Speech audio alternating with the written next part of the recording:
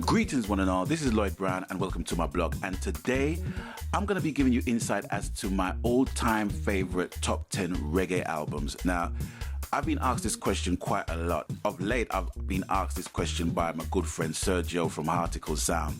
I always respond by saying, for me to give you 10 of my favorite all-time albums would be like asking you, who's my favorite child. It's like I really make no distinction between one or the other. But I have to be honest to myself from my perspective in relation to how certain albums influenced me and influenced my life and my career subsequently. So I'm going to give you a list of my all-time top 10 favorite reggae albums. Okay, first up we have, in fact it was the first album I ever bought. It was Virgin's The Frontline Volume 1. You know the album with the white cover, with the fist grasping the barbed wire with the blood running down the arm. Yep, that very same album. This was the first album I bought as a youth for the princely price of 69 pence. Now the standout tracks for me were The Mighty Diamonds' Right Time and Africa, The Gladiators' Know Yourself Mankind, and Daddy U-Roy's enormous stonking Natty Rebel. Now those tracks were on constant rotation in my household every Saturday afternoon on the treasured radiogram. It was an album that was rinsed, and that really was my first purchase of an album of any kind. Next up we have Black Uhuru Red. It just marked the meeting of Ducky, Puma and Michael Rose with the Rhythm Twins, Sly and Robbie. Serious damage this album caused and influenced on me. I played it till the vinyl and the CD wore out, trust me on that. Coupled with the legendary concert at Finsbury Park Rainbow Theatre, Spongy Reggae even featured on an episode of The Cosby Show back in the day, and if you don't believe me, check out YouTube. Next up we have Bob Marley and the Wailers' Exodus. Now, every radio interview I conduct, this album gets mentioned as a main influence, as it was the soundtrack of my first visit to Jamaica in 1977. Now, even though I loved the whole album, I played Guiltiness constantly. I found it very, very haunting and powerful. It brought me to tears as a 13-year-old, and I knew from then music would serve as a major part of my life. And with that album being cited as the album of the millennium, it's easy to see why, and to hear why, and to feel why. Next up we have the Abyssinians' Forward to Zion. Now this album is a quintessential roots masterpiece from the Manning brothers. Vocals, lyrics, musicianship. It is a truly sublime album that moves me in a deep way with every listen. Greatly inspiring.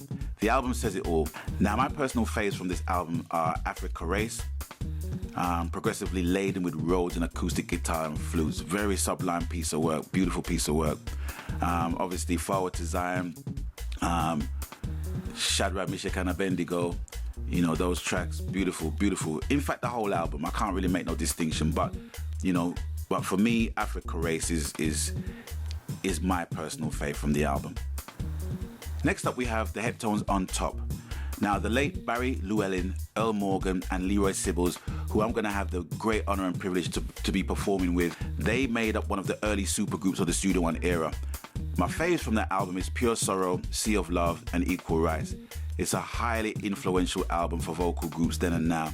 Definitely a well-crafted piece of work. Okay, next up, and also from the Studio One stable, we have Bob Andy's Songbook. Now, I've got to agree with David Rodigan in saying that this album is probably one of the greatest reggae albums of all time. In my opinion, it is a masterclass in the art of songwriting. Let them say Unchained. For me, if you listen to his work and also Joe Higgs' work, you will definitely get a master class in what songwriting is all about. And I try to take example from their works. And songwriting for me is key. It is so key.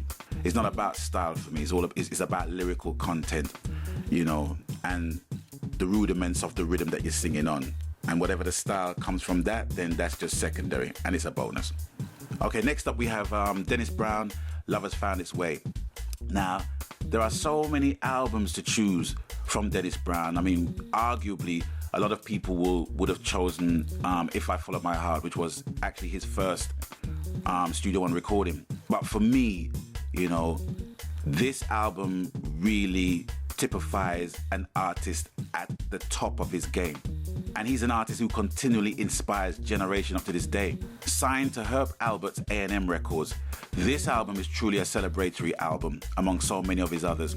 It's hard to choose one, but this particular album was the influential precursor to the beginning of my professional career. The musicianship, the lyrics, the great trio of background vocalists. You had Cynthia Slosh, Pam Hall, and JC Lodge. I mean, come on now, you know? Come on, man. And you have Sly and Robbie and Willie Lindo and those guys basically producing the tracks for the album. That for me is like, it's just a template for a lot of albums to basically follow. And that album, Love Has Found Its Way, definitely made a mark with me. Next up, we have Buju Banton's Till Shiloh. Now, what can I say? I mean, for me, this has been another highly, highly influential album in my life and career, considering the influence of roots music that I had as a youth. Now, Untold Story is definitely another masterpiece. I mean, my first knowledge of that track in particular, I was at a festival. Sweetie Ari, who was taking part in the festival, hailed me up and asked me if I heard of the tune. And he was talking about Buju Banton singing a song that had a Marley-esque kind of feel. And I couldn't put the two together because obviously Buju was a dancehall artist, in my opinion, you know, at that time. But then it wasn't until I actually watched cable and watched this program called Caribbean Rhythms. And that's when I first saw the video for Untold Stories. It's one of those videos that will wake you out of your sleep. I spoke to quite a few people, and they've often said the same thing. It's like they've been watching cable, sometimes they fall asleep, and that would be a tune that would wake them up. And when they find out it's Buju Banton, it's like they're wondering, wow, where did that come from, you know? So that album definitely was a major influence in my career and my life in terms of expressing oneself to the fullest and embracing Rastafari. Okay, next up we have Aswad. Now, I chose 3 albums. I had to do it. I just couldn't separate the 3. And the 3 are Not Satisfied, New Chapter, and Live and Direct. Now, I know that I've gone 2 albums over, but hey, you know, sue me. I mean, what can I tell you? Now, these albums for me best represented part of the roots movement from the UK and the musicianship that is credited the world over in our reggae music. I mean, Aswad and Steel Pulse rode side by side in the roots movement in the UK. But I think with Steel Pulse, was ultra militant in respect, you know, of the roots movement in the UK, you know. Not to say that Aswad wasn't, you know, but you can clearly tell, you know, between the two, you know, how much of a sharpness there was in their relative pieces of music. My favorite tracks from those albums is Your Recipe, The Ways of the Lord, Drum and Bass Line, African Children Part 2, which I covered for my Silver album, Love Fire, which was tremendously reworked by Dennis Brown with Promised Land, Candles, Zion, boom tracks. Now with Live and Direct, that album has a very, very dear place in my heart because that album was recorded at Meanwhile Gardens, and myself and my band then, Sweet Distortion, was the support act at that show. We supported Aswad when they recorded that particular album. Aswad was a group where, you know, their live shows were legendary. Awesome live shows, you know, and their set pieces and, you know, their dropouts and their echoes and all that kind of stuff is like, you know, beautiful set pieces of work from the group. Big influence, what can I say? And last, but by no means least, I bring you Bitty McLean and the Supersonics and the album On Bond Street.